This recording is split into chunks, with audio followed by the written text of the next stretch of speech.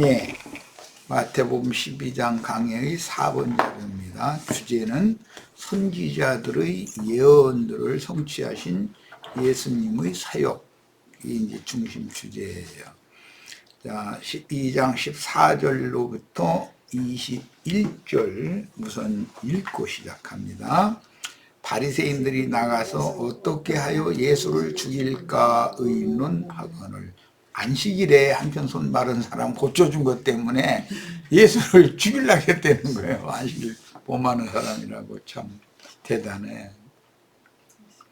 예수께서 아시고 거기를 떠나가시니, 거기를 떠나가신 건 그 회당을 떠나셨다고 말이겠죠. 많은 사람이 따르는지라 예수께서 그들의 병을 다 고치시고 자기를 나타내지 말라 경고하셨으니, 이는 선지자 이사야를 통하여 말씀하신 바, 보라 내가 택한 종 곧 내 마음에 기뻐하는 바 내가 사랑하는 자로다. 내가 내 영을 그에게 줄 터이니 그가 심판을 이방에 알게 하리라. 그는 다투지도 아니하며 들레지도 아니하리니 아무도 길에서 그 소리를 듣지 못하리라. 이랬어요. 이제 선지자의 예언을 예수님이 이루었다. 이것은 예수님이 안식일 날 회당에 들어가서 한편 손 마른 사람을 고쳐주니까 바리새인들이 예수를 죽이려고 했다는 거예요. 안식일을 범하는 자다 그래서. 그러니까 그곳에 이제 예수님이 그곳을 떠나셨는데 예수님을 따르던 많은 무리가 또 있었던 거죠. 이제 많은 무리가 다 병든 자들이었다는 거예요. 이제 그 병을 다 고쳐주시고는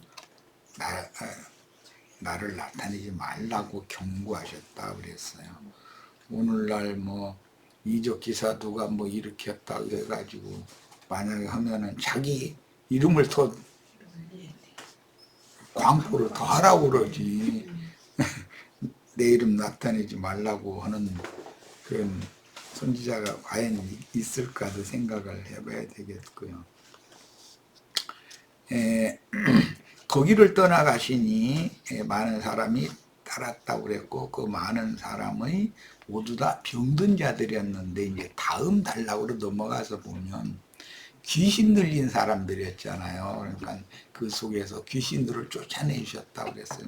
귀신 쫓아내 주시니까는 또 트집을 잡는데, 저 바알세부를 힘입어서 귀신 쫓아낸다. 또 이러고 또 저 사람이 이제 예수님 보고 귀신 들렸다고 이제 덤팽이를 씌우고, 이러니까 예수님 당시 그 사역이 얼마나 힘들었을까를 우리는 짐작할 수 있죠. 바리새인들이 나가서 어떻게 예수를 죽일까 의논했다 그랬는데, 마가복음 3장 6절로 10절에 보면 바리새인들이 나가서 곧 헤롯 왕과 함께 어떻게 하여 예수를 죽일까 의논을 했다 그랬어요. 평행 문구가 그렇게 돼 있어요. 예수께서 지도자들과 함께 물러가셨다고 그랬는데, 여기는 떠나가셨다고 그랬는데 바다로 물러가신 게 갈릴리 바다를 말한 거죠. 갈릴리에서 큰 무리가 따르며 유대와 예루살렘과 이두메와 요단강 건너편과 또 두로와 시돈 근처에서 많은 무리가 그가 하신 큰 일을 듣고 나오는지라, 예수께서 무리가 에워싸 미는 것을 피하기 위하여 작은 배를 대기하도록 제자들에게 명하셨다 그랬는데, 여기 나온 이 작은 배는 누가복음 5장에 의하면 베드로의 배라고 돼 있죠. 그러니까 베드로의 배에서 이제 마태복음 12장에서 이어지는 13장인데, 천국의 동사 비유법을 배에서, 베드로의 배에서 설파하신 거예요. 그게 마태복음 13장 내용이죠. 작은 배를 대기하도록 제자들에게 명하셨으니, 이는 많은 사람을 고치셨으므로 병으로 고생하는 자들이 예수를 만지고자 하여 몰려왔습니다. 본문에서 내가 이제 택한 종이라는 이 문구는 하나님이 택한 종은 예수님을 지금 의미하는 말이죠. 그리고 두 번째는 내가 내 영을 내가 택한 종 그에게 부어줄 건데 그가 심판을 이방에 알게 할 것이다. 여기서 이방이라는 건 우리와 같이 멀리 떨어져 있는 사람을 염두에 두는 말이지만 그때 당시 갈릴리 주변 사람은 이방 그 유대인들의 개념에서는 이방인으로 취급을 했어요. 그래서 이방의 갈릴리여 너에게 참 큰 빛이 말 것이다 이렇게 예언이 돼 있었죠. 갈릴리 주변 사람들은 예루살렘의 유대인들에 의해서 이방인 취급을 당했다. 왜냐하면 거기는 사마리아 지경과 가까웠었고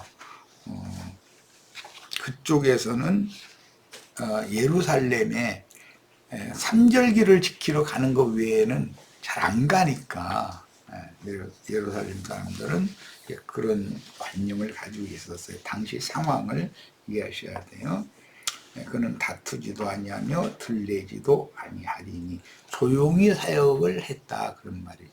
자기를 감췄다. 자기를 나타내지 말라. 병을 다 고쳐주고 나서 나타내지 말라 했다는 건 자기를 광포하는 사람이 아니었다 예수님은. 그런데 오늘날 세속교계의 자칭 큰 자라 하는 사람들의 목회 방식과 예수님의 목회 방식은 너무 다르다는 걸 금방 알 수 있죠.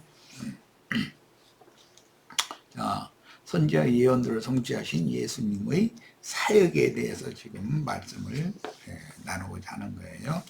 육적 생명으로 추락하여 이걸 이제 타락이라고 그러는데 아담이 뱀에게 미혹당한 아내의 원고를 듣고 먹지 말라고 하신 선악을 알게 하는 나무 실과를 따먹는 것 그 자체가 타락이죠.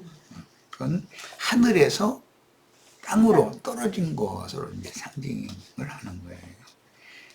하나님과 함께 계시다가 에덴 동산 중앙에 함께 있다가 동산 밖으로 쫓겨나면 추락한 거죠. 그게 그런 개념을 이해를 잘 하셔야 돼요.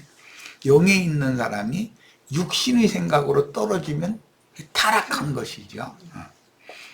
육적 생명으로 추락하여 하나님께로부터 저주의 세계로 떨어진 첫 아담은 버리기로 종하시고 마지막 아담이요 둘째 사람인 인자 예수를 택하셨으며 영에 있는 새 사람을 받으시는 원칙대로 흙사람은 버리고 위로부터 다시 난 새 사람을 택하여 영생을 주십니다. 이게 선지자들의 예언을 성취하신 예수님이 하시는 일이지요. 이게 메시아의 사역이에요. 자, 두 번째는 심판을 이방에 알게 하리라 그랬는데 첫 아담 세계의 선민이었던 12지파는 그들이 맡은 말씀을 크게 오해한 랍비들의 다른 교리들로 말미암아 하나님의 말씀을 사람의 교훈으로 변개시킨 거죠. 그 할라카 율법이라고 그러는 거예요. 그게 다른 영, 다른 신으로 인이 써졌고 다른 아버지인 너희는 너희의 비 마귀로부터 났다 그랬으니까 사실은 그들이 유대인들이 하나님이라고 입으로 하나님이라는 말은 같지만 실제는 선지자들의 하나님과 이 바리새인 율법사 서기관들의 하나님은 다르다는 것이죠. 그 하나님은 실제는 마귀 하나님인 것이죠. 바알세불이죠. 그게. 그런데 바알세불의 아들들이 예수님이 이런 병을 고쳐주고 각색 그 귀신들을 쫓아내 주니까 바알세불을 힘입어서 저런 행사를 한다. 이렇게 이제 다음 달락 말씀이 이렇게 말씀이 이어지고 있어요. 그러니까 귀신의 왕인 바알세불 마귀라고 그러고 사단이라고 그러고 옛뱀이라고 그런다. 계시록에는 이렇게 표현이 됐어요. 그가 무저갱의 사자다라고도 표현했고 영영한 불못의 임금이다. 지옥세계의 임금이다. 이렇게도 표현이 되어 있어요. 첫 아담 세계의 선민이었던 12지파는 그들이 맡은 말씀을 크게 오해한 랍비들의 다른 교리들로 말미암아 다른 영으로 인이쳐졌고 다른 아버지인 마귀 자식들이었으므로 그들에게는 하늘문을 닫아두시는 것. 야, 참 이게 참 비밀이죠. 그들이 지식의 열쇠를 다 가지고 있다고 자부하고 있는데 그 지식으로 인해서 오히려 하늘이 닫혀버린다는 거. 얼마나 이게 놀라운 일이야. 첫 아담의 저주를 받은 자칭 큰 자들은 헛되이 자긍하며 높아진 마음으로 인하여 자신들은 다 지혜가 있고 슬기 있다고 생각했다는 거잖아요. 유일하신 참 하나님의 계시를 받을 수도 없고 깨달을 수도 없으므로 눈과 귀가 막혀서 자신들의 메시아를 대적하다가 마침내 죽이기까지 했다. 이게 종교의 무서움이죠. 종교란 이렇게 무서운 거예요. 말씀이 육신이 되어 자기 땅의 자기 백성들에게 오셔서 천국 복음을 전하심으로 마귀 아비에게서 떠나 참 아버지에게로 돌아오라고 아무리 증거하셔도 자기들이 크게 오해하여 잘못 알고 있는 성경에 대한 오해 때문에 결국은 자신들의 메시아를 배척하다가 죽이기까지 했다. 이게 마귀가 하는 일이다. 그들 속에 사실은 마귀의 하수인들인 더러운 귀신들이 그들을 사로잡고 있기 때문에, 귀신에 들렸기 때문에 이런 짓을 한 거다. 사람이 자기가 뭔가 옳다고 이렇게 너무 확신 있게 주장하는 것, 오해해서 잘못 알고 있는 것에 붙잡혀 있는 것, 그게 귀신 들린 거라는 것이죠. 하나님은 어리석고 교만한 자들을 돌이키려고 다투어 주시지만 도리어 자신들과 다투어주는 하나님의 소리가 들리지 않았으니, 지금 예수님이 그들에게 하는 모든 증거들, 그 언행 모든 것들이 다 하나님이 그들을 깨우쳐 주려고 다투어 주시는 거잖아요. 그런데 아무리 다투어도 그걸 거부하면, 이건 가정에서 자식을 길러보면 알 수 있잖아요. 부모가 아무리 타일러도 어떨 때는 막 큰 소리까지 지르고 매를 들고까지 하고 그렇게까지 해도 끝내 고집을 부리면 저 망하는 길로 가는 수밖에 없는 거죠. 자칭 지혜자요 슬기 있는 자라고 자부하는 자들은 하나님의 뜻을 알 수가 없었던 것은, 하나님은 경륜적으로 첫 것은 무엇이라도 버리고 땅에 속한 것, 흙에 속한 것은 다 무엇이라도 버리고, 아무리 좋은 것이라도. 가인은 땅에 농사해가지고 좋은 걸로 제사를 했는데 제사를 안 받았다 그러면 금방 우리는 알아야 되잖아. 이게 구속하신 둘째 것을 택하셨다는 사실을 알려주는 참 지혜를 교만한 영이 가졌다. 그들이 자신들은 지혜자요 슬기 있는 자라고 생각하고 있는 그런 한락한 율법 지식에 세뇌당한 것이 오히려 자신들을 생명의 빛의 세계, 참 하나님의 세계로부터 차단당하게 만들었다는 것이죠. 첫 아담 세계에 속한 혈통적인 선민들인 12지파가 크게 오해한 성경 지식은 도리어 그들의 영을 교만하게 하는 원인이 되었고, 마음은 완악해짐으로 스스로 하늘에까지 높아지려 하므로 그리스도의 생명과 은혜로부터 끊어짐으로 음부에까지 낮아져서 무궁한 수치를 당할 때가 이른 것입니다. 그 당시 유대교 지도자들과 유대교인들은 자신들에게는 비밀로 하시고 이방인들에게 하나님의 비밀인 그리스도를 알게 해주어 참 빛에서 자신들을 끊어지게 하신 하나님의 심판은 다투어 주시지도 않고 들려주시지도 않아서 그들의 길에 아무것도 들리지도 않고 보이지도 않으므로 제 길로 가도록 버려두신 것이 하나님의 영적인 심판이라는 것을 전혀 깨닫지 못했다. 참 이게 참 무서운 말씀이지요. 흑사람의 본능적인 지식으로 안다 하는 오해한 성경 지식 때문에 하늘까지 높아지려 하는 교만해진 영과 완악해진 마음은 하나님의 생명에서 끊어지고 그리스도의 은혜로부터 멀어짐으로 눈과 귀가 막히고 영의 생각으로 깨달아지지도 않으므로 예수님을 박해하고 죽이는 것이 그들의 하나님을 섬기는 예라고 오해하고, 그들은 하나님을 섬기느라고 열정을 내느라고 그런 거예요. 사실은 그게 나쁜 짓을 한다고 생각하고 온 게 아니거든. 끝내 복음을 대적하다가 멸망당하게 될 것임을 깨닫지 못했으니 이것이 하나님의 심판이다. 하나님의 이 심판이, 영적인 심판이 더 무서운 것이죠. 물리적으로 무슨 뭐 이런 우리나라가 지금 하나님의 진노를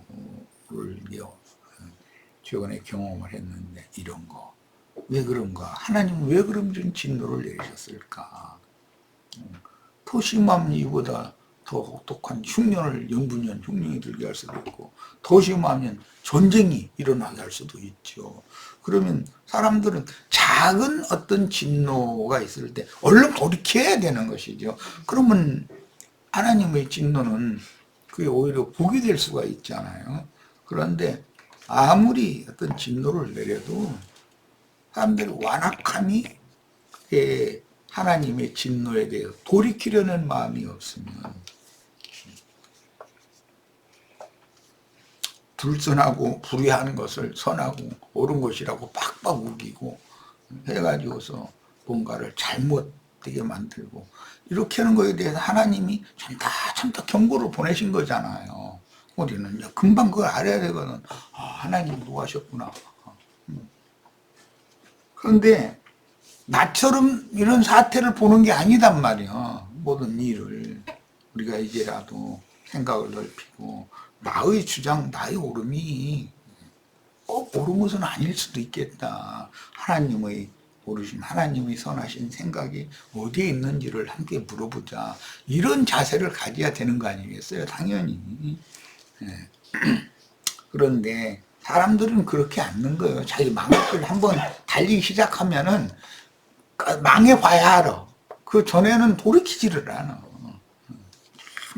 사람의 완악함이라는 게 그래요. 아담 세계의 만민 중에서 택하심을 받아 빼내심을 받은 선민들이라도 유일하신 참 하나님의 신께 계시를 받아야만 자기 땅의 자기 백성들에게 생명을 구원하려고 임하신 메시아를 인정하여 그분의 지혜와 계시의 영을 받아들여야만 참빛과 생명의 세계로 나올 수 있습니다.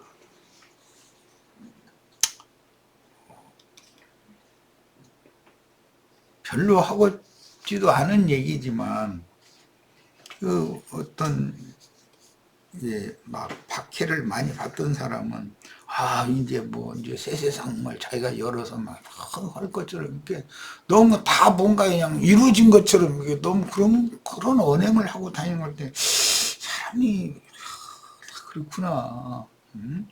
왜 저러지? 좀 겸비한 마음으로 자신을 낮추고 그러면 모든 것이 더 자기가 원하는 바를 이룰 수가 있는데, 나는 속으로 걱정하는 거예요. 혹시라도 그런 사고를 가진 사람들이 만약에 국권을 잡으면 또 자기 박해했던 사람들을 날마다 국민들, 백성들 돌보는 것은 뒷전이고 왼수 갚는 것에만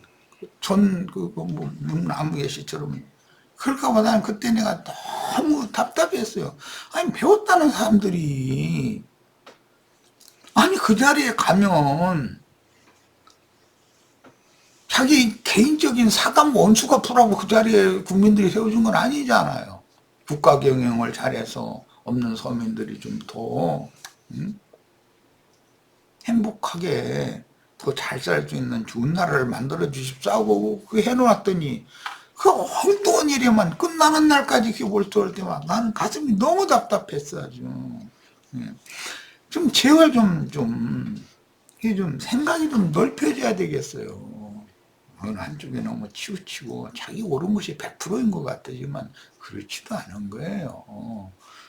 하늘의 뜻을 누가 거스리고 그러겠어요. 뭐 아주 답답하니까 이런 소리까지 다 하는 거예요. 근데 작은 일이든 개인의 인생사를 경영하든 사회를 경영하든 국가를 경영하든 다 우리는 하나님의 손안에서 하나님의 뜻을 분별하고 찾아내고 자꾸 낮아지고 겸손해지야 하나님이 그에게 은혜를 베풀고 그에게 힘을 주시는 것이지. 다윗의 왕권이라는 것을 이렇게 얻은 것은 그가 잘나서가 아니에요. 그가 아는 지식이 많아서가 아니고, 다윗은 자기를 그렇게 박해했던 장인이면서 선왕이었던 사울 가문의 원수 갚는 일은 절대 하질 않잖아요. 아니, 우리는 성경을 통해서 너무나 쉽게 배울 수 있는 문제예요. 그런데 성경을 이 사람들이 안 읽어봤느냐? 다 읽어본 사람들이요. 그런데 왜 나같이 그렇게 생각을 묻을까? 하나님의 손안에서 하나님 앞에 가증을 받고 배운 사람은 뭔가 악의 꼬리를 끊어내는 역할을 하고 뭔가를 다 대의를 위해서 어떤 행동을 잘하고 언행을 잘하고 그래야 하나님께서 그에게 복을 주시고 힘을 주시지 않겠어요? 뭐 답답해서 이제 이런 얘기까지도 하고 있어요. 우리 형제 자매님들은 사람이 좀 넓혀지고 균형 잡힌 사람이 돼야 된다. 한쪽으로 치우치고 이렇게 해서는 안 된다. 다윗되게 하려니까 그런 모진 박해와 이런 걸 받게 한 거 아니에요. 그렇다고 해서 다윗이 왕에 오르면 나를 이렇게 먹으라게 말해요. 박해하고 이랬던 이 종자들 내가 가만 놔두라 말하고 전부 다 있는 대로 잡아다가 말이야. 박해나고 만약에 그렇다면 다윗이 이스라엘의 왕이 되겠냔 말이야. 그게 성경이 우리에게 뭘 가르치는 거예요 지금. 답답한 얘기까지 했고, 그러나 그들의 교만하고 완악함으로 인하여 자신들의 메시아를 배척함으로 소돔 성보다 더욱 심한 심판을 받을 수밖에 없고, 그들의 교만한 영과 완악한 마음은 음부에까지 낮아지는 심판을 당하여 무궁한 수치를 당할 수밖에 없는 것입니다. 20절에 상한 갈대를 꺾지 아니하며 꺼져가는 신비를 끄지 아니하시기를 심판하여 이을 때까지 하시리니. 뭐 이건 조금 전에 내가 하도 답답해서 한 얘기. 하나님은 이런 분이다. 또한 이방들이 그의 이름을 바라리라 함을 이루려 하십니다.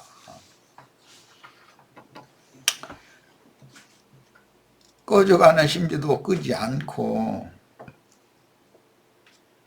부러진 갈대도 아주 꺼버리지는 않는 것은, 꺼져가는 심지도 누군가 사람이 제사장이 바른 사람이 세워지면 기름 다시 붓고 심지 딱지진 거 잘 다듬어 놓고 그럼 불이 밝혀질 수가 있는 거 아니겠어요? 사람이 누구냐가 이렇게 중요한 거예요.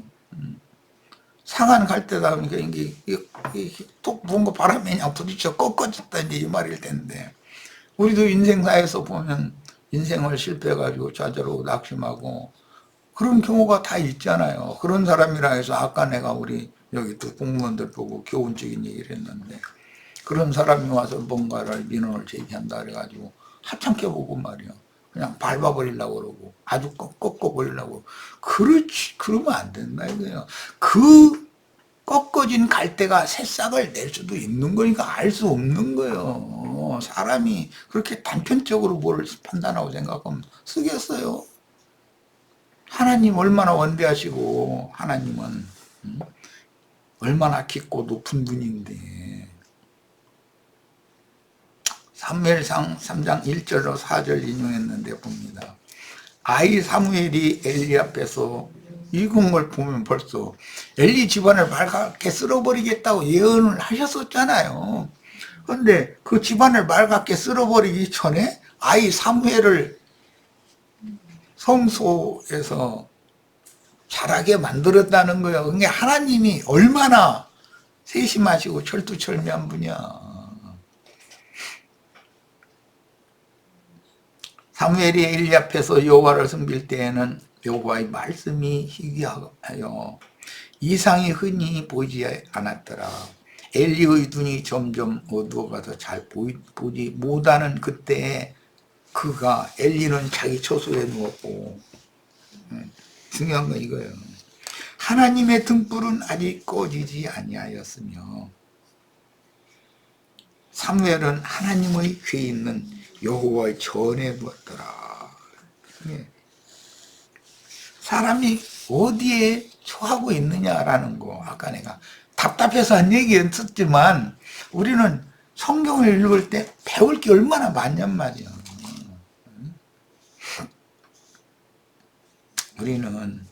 우리가 다 사무엘이 되어서 하나님의 임재 앞에서 누워 있어야지. 자기 처소에 가서 누웠다고 하면 하나님이 무화과나무 이파리로 치마를 해서 입은 내간이 동산의 나무들 사이에 숨어 있을 때 하나님이 찾아오셔서 아담아, 네가 어디 있느냐? 그럴 때 그가 어느 처소에 있는지를 지금 몰라서 물어보는 게 아니잖아요. 하나님 왜 그걸 모르겠어? 엘리라는 제사장이, 늙은 제사장이 어디에 있고 하나님 자신의 손으로 길러야 되는 사무엘이 지금 어디에 있는지를 하나님 다 알고 지금 하시는 거 아니야. 우리는 그러니까 함부로 행하면 안 돼, 절대로. 뭐가 내가 지금 다 된 것 같고 다 이룬 것 같고 알 수 없는 거예요. 그럴수록 더 겸손하고 그럴수록 더 낮추고 그런 자세로 하나님의 손에서 자꾸 배우면 하나님이 그를 높여주시고 그를 크게 주어야 그게 힘이 있는 것이지, 스스로 높아지고 스스로 큰 체하는 것은 나중에 어느 경점에 가서 단순간에 딱 거꾸러져가지고 타락이라고 그러는데 추락돼가지고 사람들 앞에 길거리에 버려진 모처럼 짓밟히고도 남을 수가 있게, 그렇게 얼마든지 될 수 있는 거예요. 상한 갈대는 꺼져가는 심지라는 표현, 이스라엘에 이뤄진 양들로서 혈통적인 12지파에 속했으나 유대교의 지도에 의해 버려진 세리와 창녀와 나병 환자들과 소경과 귀머거리 등 그 당시 사회로부터 완전히 소외된 불쌍한 영혼들을 의미합니다. 주님은 이스라엘에 이뤄진 양들인 유대인들의 율법 제도에 의하여 죄인으로 정죄당한 이들을 찾아서 회개시켜 구원하려고 자기 땅의 자기 백성들에게 오셨으며 그 당시의 기득권자들에게는 심한 배척을 받았고 결국 죽임을 당하셨습니다. 구속을 이룬 후에 그 영으로 제자들의 영과 마음에 살아계신 주님은 사도들과 함께 전도하심으로 다시 한번 자기 백성들에게 회개의 기회를 주셨는데 끝내 그 영의 권고마저도 받아들이지 않는 자들은 결국 떠나셨으며 이방인들에게로 구원을 옮겨서 새 시대를 시작하셨습니다. 우리도 다 된 것 같고 뭐 지금 성공한 것 같아서 자만하고 있다고 해서 정신 못 차리고 있으면 얼마든지 이렇게 될 수 있는 거죠. 상황은 급변해 버릴 수도 있는 거예요. 그러니까 하나님 오래 참으시는 분이니까 바로 어떤 징벌을 내리시지 않고 이렇게 경고를 보내는 거예요. 다퉈주시는 거죠, 먼저. 넌 그러면 안 된다. 돌이켜라. 너 너무 높아져 있지 않냐. 너는 사실은 피조물이고 난 조물주인데 우주 만물의 경영은 내 뜻대로, 내 선한 뜻대로 행하는 거지. 네가 잘났다고 그렇게 한다고 해서 네 맘대로 되는 게 아니다. 이런 걸 자꾸 말씀해 주시잖아요. 그러면 그때 개인이든 사회든 단체든 국가든 거기에는 맡은 장, 머리, 책임자가 있을 거 아니에요. 사람의 책임이 그만큼 무겁다는 거예요. 하나님 앞에는. 그러면 높은 지위에 있는 사람들일수록 더 많은 사람들에게 영향을 미치는 사람들을 다 설득하고 이해시키고, 사실은 자기가 먼 앞날까지 바라보고, 백성들은 당장의 일만 생각하는데 먼 앞을 보고 넓게 보고 하는 사람은 그걸 백성들에게 설득시키고 이해를 시켜야 되지 않겠어요? 당연히. 그렇게 해야지. 똑같이 백성들과 똑같이 당장 후 하니까 그 편 들어서 원수나 갚으려고 하고 이렇게 해서야 이게 되겠는가. 무직한 짓을 하는 사람들을 하나님의 살아계심을 보여줘야죠. 모든 백성들이 그의 말 한마디면은 복종하고 국가 지도자가 하는 말이면 권위 있게 듣고 그래야 되는데 국가 지도자라는 사람이 뭔 얘기해도 백성들이 코로통대고 초등학생들까지도 비웃어버리고 그럼 그걸 무력으로 막 어떻게 해버리려고 그러고 그거는 나는 야 배웠다는 사람들이 생각이 그밖에 미치지 못한다 그런 거 보면 나 너무 답답해요 아주. 우리 형제 자매님들은 그렇게 자기 교만으로 자기 발등 찍는 그런 어리석음에서 다 벗어나는 축복을 다 받아야 되겠어요.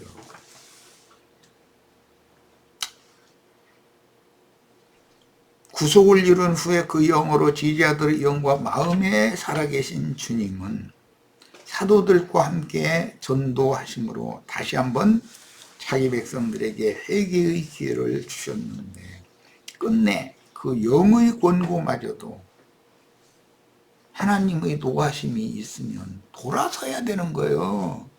그런데 기회를 주어도 끝내 사도들까지도 예수를 박해하고 죽였듯이 잡아다가 매질하고 가두고 복음 전파를 못하도록 해방하고 대적했다는 거예요. 그렇게 무직하면 결국은 하나님께서 자기 백성들이었지만 예언하신 대로 사도행전에서 2장 이후로 주님께서 하신 말씀이 있잖아요. 그대로 불과 30몇 년 후에 도저히 안 들으니까 자기 백성들임에도 로마의 대군을 보내가지고 예루살렘을 무너뜨리고 이스라엘 나라를 완전히 멸망하게 해버리잖아요. 문 닫아버리게 만들잖아요. 하나님이 얼마나 엄미하신 분인지에 대해서 오늘 나는 너무 좀 심각한 얘기를 이제 많이 하게 됐는데 그때 당시 예수님이 자기 땅 자기 백성들에게 오셔서 얼마나 안타까운 마음으로 누가복음에 보면 감람산에 올라가셔서 예루살렘을 내다보시면서 예루살렘아 예루살렘아 내가 너를 권고하여 내게로 돌아오게 하려고 하는 것이 암탉이 제 새끼를 날개 아래 품는 것 같이 한 것이 몇 번이냐. 그러나 너희가 끝내 듣지 않는구나. 그러면서 눈물을 흘렸다고 이렇게 돼 있어요. 그러면 그런 말씀이 오늘 나의 삶에는 우리나라의 현장에는 어떻게 적용되냐 이런 말이에요. 나의 삶과 내가 처해져 있는 나라의 형편에 이게 말씀대로 응해야지. 그럼 그때 당시 역사적으로 그런 일이 있었고 뭐 나는 상관없다 그러면 그건 무슨 너무 성경이고 이게 구원의 말씀이 되겠어요. 오늘 이 정도에서 마치겠습니다. 답답해서 여러 얘기를 했는데 우리 형제 자매님들은 마음을 넓히고 주님 앞에서 잘 다루심 받을 때 온전한 사람으로 새롭게 세움을 받는 그런 축복이 다 임하기를 바랍니다. 오늘 집회 모두 마칩니다.